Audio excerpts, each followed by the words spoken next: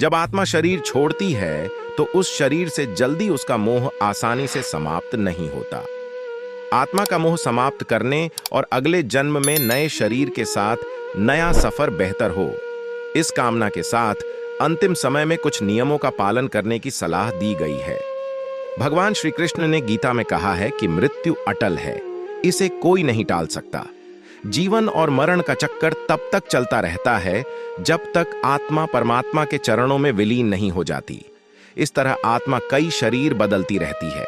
जब आत्मा शरीर छोड़ती है तो उस शरीर से जल्दी उसका मोह आसानी से समाप्त नहीं होता। आत्मा का मोह समाप्त करने और उसे अगले जन्म में उत्तम शरीर मिले, इस कामना के साथ मृत्यु के पश्चात गरुड़ पुराण में कुछ नियम बताए गए हैं। जानिए इन नियमों के बारे में। 1. गरुड़ पुराण के मुताबिक शवदाह के बाद भी आत्मा का अपने परिवार के प्रति मोह समाप्त नहीं होता और वो किसी तरह फिर से अपने परिवार में वापसी करना चाहती है। इसलिए शव को अग्नि के हवाले करने के बाद मृत व्यक्ति के परिजन वापस लौटते समय पीछे मुड़कर नहीं देखते। इससे आत्मा को यह संदेश जाता है कि परिजनों का मोह अब उसके प्रति खत्म हो चुका है और अब आत्मा को भी यहाँ का मोह छोड़कर आगे की यात्रा करनी चाहिए। 2. कहा जाता है कि मृत्यु के समय आत्मा के साथ सिर्फ उसके कर्म ही साथ जाते हैं, इसलिए मृत्यु से पहले व्यक्ति को तिल, लोहा, सोना, रुई, नमक, 7 प्रकार के अन्न, भूमि, गौ, जलपात्र और पादुकाएं दान करनी चाहिए। ऐसा करने से यम मार्ग में आत्मा को कष्ट नहीं उठाना पड़ता। 3.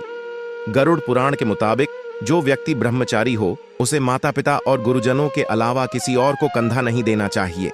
इससे ब्रह्मचर्य भंग होता है। शवदाह से पहले शरीर को गंगा जल से स्नान कराना चाहिए और चंदन, घी और तिल के तेल का लेप करना चाहिए। 4. शवदाह के समय चिता की परिक्रमा की जाती है। परिक्रमा के जरिए मृत व्यक्ति के जरिए श्रद्धा प्रकट की जाती है। इस दौरान मटके में छेद करके उसमें जल भरकर परिक्रमा की जाती है और आखिर में मटके को फोड़ दिया जाता है। मृत व्यक्ति की आत्मा का उसके शरीर से मोह भंग करने के लिए मटके को फोड़ा जाता है। 5. घर लौटने के बाद मिर्च या नीम दांतों से चबाकर तोड़ देना चाहिए। इसके बाद लोहा, जल, अग्नि और पत्थर का स्पर्श करके घर में प्रवेश करना चाहिए। इसके बाद 11 दिनों तक घर के बाहर शाम के समय दीपदान करना चाहिए।